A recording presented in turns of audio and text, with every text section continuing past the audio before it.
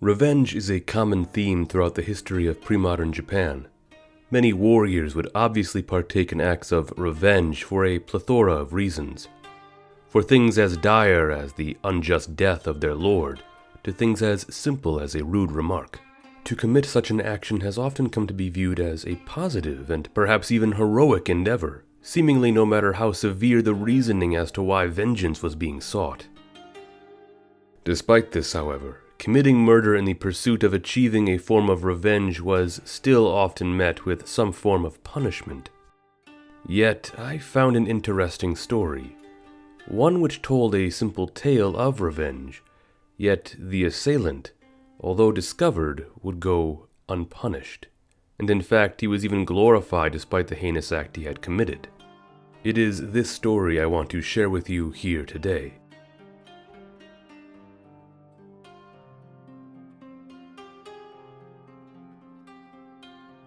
Now, this tale is old. It comes from the Kanjaku Monogatari, a collection of tales from the Heian period. And although, at least in the version of the story that I read, almost every figure is named, the warrior who would seek revenge is not. Thus, for the sake of clarity, I will give him a name just for this telling. He will simply be known as Sato. Now, Sato was by no means an extraordinary samurai. Rather, he is described as small in stature, perhaps someone just seen as ordinary and unassuming. Sato, through one means or another, had come into the service of Taira no Kanetara, a land governor within Kazusa province. He had become well-liked and trusted by Kanetara among his many attendants, granting him tasks that others had not the privilege to undertake.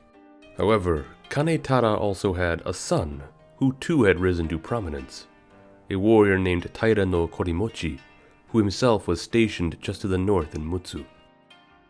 Our story begins with Korimochi, the son of Kanetara, writing to his father. In his letter he explains his desire to travel south and visit with him, as it had been so long since the two had been in each other's company, especially with Kanetara located in Kazusa. Kanetara happily agreed to the reunion, and thus Korimochi with a small retinue would depart from Mutsu. Unfortunately, Kanetara would take ill shortly before the arrival of his son. Thus he was unable to properly greet him. Instead, he remained somewhat bedridden with various aches and pains across his body. Because of this, he had called upon his attendant Sato to come and massage his hip, which was causing him great distress.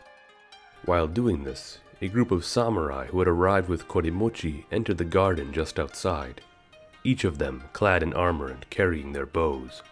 Kanetara and Sato could see and hear them from where they were, and it was here Kanetara recognized one of them.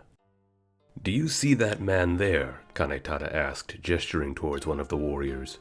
He was older and heavier set, wearing a long beard and donning a persistent scowl upon his face. His name was Taronosuke, and he had the look of a fine veteran warrior.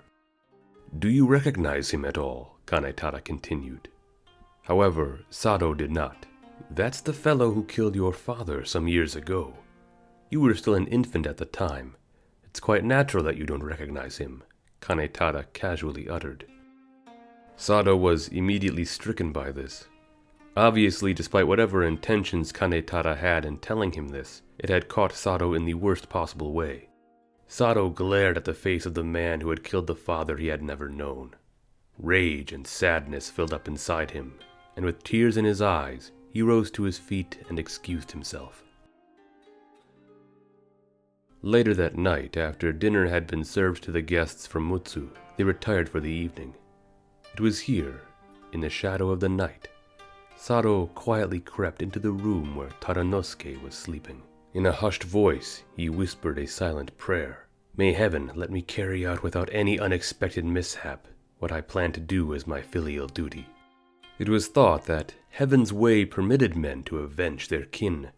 Thus, Sato believed he was on a true and righteous path to do so, despite the fact that he was also betraying the trust of his lord and committing a crime which he could be executed for. He thought nothing of this, and with great care he descended upon the slumbering Taronosuke and used a dagger to delicately slit his throat, before retreating from the room. In the morning, Taronosuke's body was discovered and there was a great commotion. Each of the other warriors who had been in Koremochi's retinue all eyed each other with suspicion, believing that only one of them must be responsible. Yet soon, word reached Koremochi himself. Upon hearing the news, he became very upset and said that anyone who feared him could not have done this. Thus, only someone who had no fear of him could be responsible. He also remarked on the awful nature of having this incident occur while he was away from his home in Mutsu, creating a truly infuriating situation. However, it was not long before Koremochi had come to his own conclusions on who the killer must have been. He remembered who Sato was and how Taronosuke had been responsible for his father's death. For Koremochi, he figured that Sato must have been the killer. With this suspicion, he went to the governor's mansion to speak with his father Kanetada, who was most alarmed when he heard the news. Who would dare do something like this under his own roof? However, Koremochi then went on to explain his suspicion regarding Sato. This isn't just anyone's doing.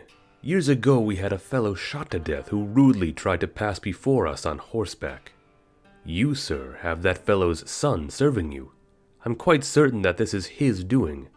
I think I'd like to summon and question him, sir. Kanetada agreed that Sato was a prime suspect, especially after the incident the day before when he had revealed to Sato who the warrior Taronosuke was. Yet, beyond this, the fact that Sato was now nowhere to be found also continued to paint him as the perpetrator.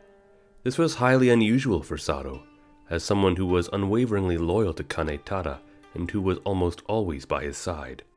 Koremochi's request remained. He wanted to summon Sato and question him for himself. However, Kanetada paused and instead asked his son that if he did summon Sato, did Koremochi intend to kill him?